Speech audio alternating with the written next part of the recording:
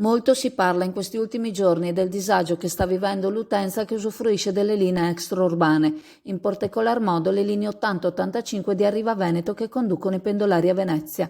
Il disagio che vive l'utenza è quotidiano, aumentato dall'obbligatorietà dell'uso della mascherina FFP2 in un ambiente torrido qual è l'abitacolo, prima che il condizionatore faccia effetto. Dopo che le lamentele sono apparse sulla stampa, il consigliere regionale e vicepresidente della Commissione Trasporti Montanariello ha preso le parti dell'utenza, chiedendo all'amministratore delegato di Arriva Veneto che siano ripristinate alcune corse soppresse per il periodo estivo in quanto ritenute per gli studenti. Queste, nonostante siano ritenute dedicate a una fascia di popolazione ben definita, vengono invece utilizzate dall'utenza.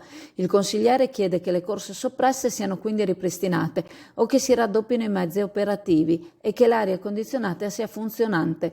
Gli autisti, il volto dell'azienda nell'affrontare il pubblico in primis, non hanno colpa, anzi si trovano a fare ore di viaggio insultati da un'utenza esasperata.